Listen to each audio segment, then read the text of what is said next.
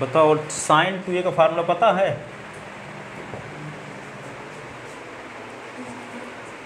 Sign a plus B का third chapter पढ़ाए हैं, स्कूल में पढ़े हो ना आप कि नहीं? Sine a plus B cos 2a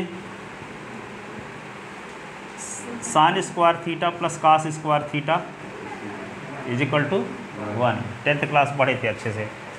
इसका मतलब 11th की तैयारी अभी नहीं है, अभी हो सकता है लेट पहुँचे हो। ज़्यादा क्लास में पढ़ाया गया है ना, सभी के नहीं पढ़ाया गया क्या? अच्छा बीच में आ गए थे। चलो देखो, इन लोगों के हिसाब से थोड़ा सा बताएंगे, फिर आप लोगों को अलग टाइम में कुछ 2-3 दिन पढ़ाएंगे, तब फिर समझ में आएगा। यहाँ तो यहाँ पे आ गए हो तो थोड़े से आपके हिसाब से बता रहे हैं। जैसे मान लो साइन, यदि मान लो 75 डिग्री है, इसकी वैल्यू निकालना है, या कास 75 है, इसकी वैल्यू निकालना है आपको। कास 75, tan 15 ऐसे वैल्यू निकालना है। इसके लिए क्या करना पड़ता है?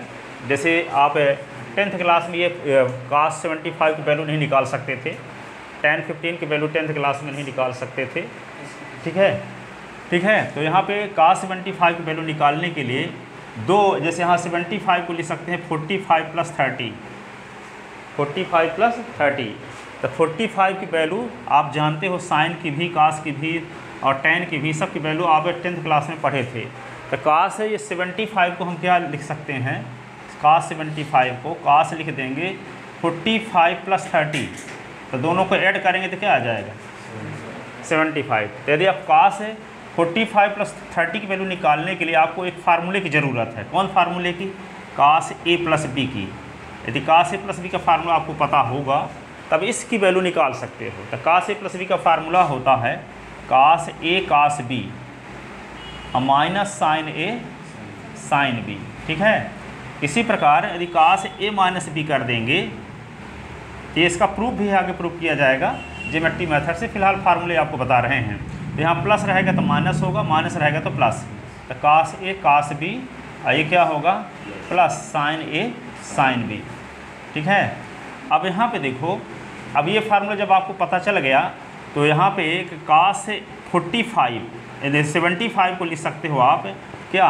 कास जब 45 या 45 प्लस 30 जब लिख दोगे तो इस फार्मूले से इसको क्या लिख सकते हैं?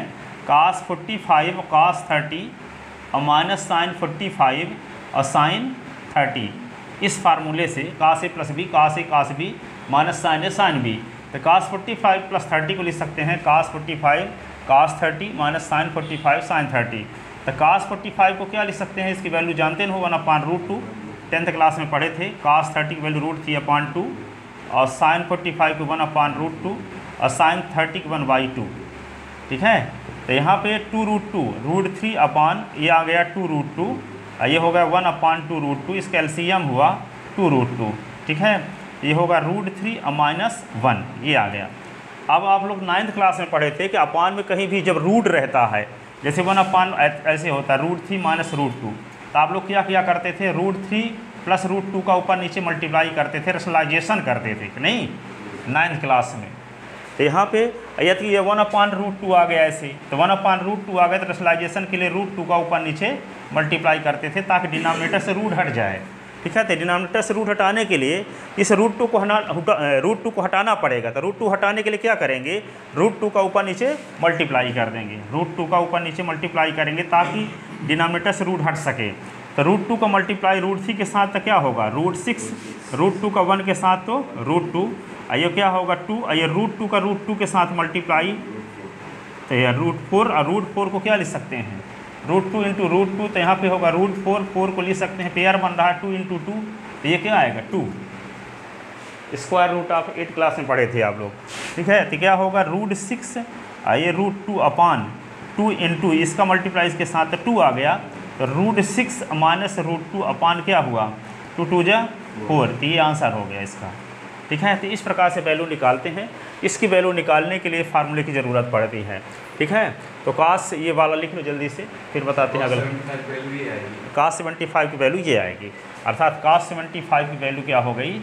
कास 75 की वैल्यू हो गई √6 और माइनस √2/4।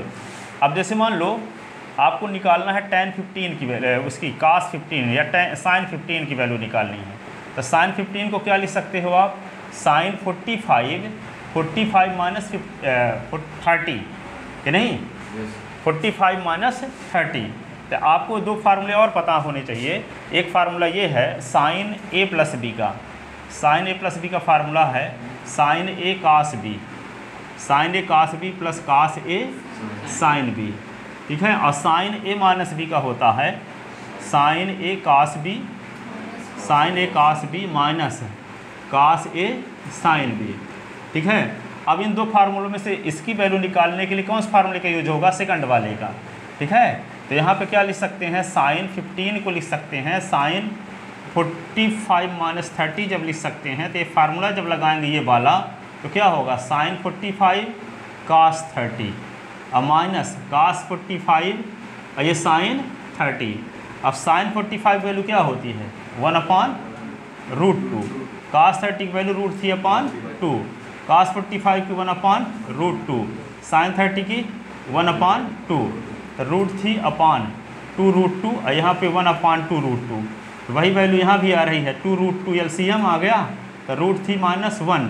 अब क्या करेंगे, रेशनलाइजेशन करेंगे, तो √2 का ऊपर नीचे मल्टीप्लाई किए तो √2 का 1 के साथ 3 के साथ तो √6 है, √2/2 और √2 इंटू √2, तो क्या होगा √6 माइनस √2/2 इंटू 2, तो क्या होगा √6 माइनस √2/4 हो गया।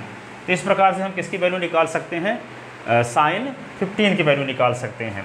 यदि आपके पास या ये दो वैल्यू लिख लो, फिर बताते हैं tan वाली।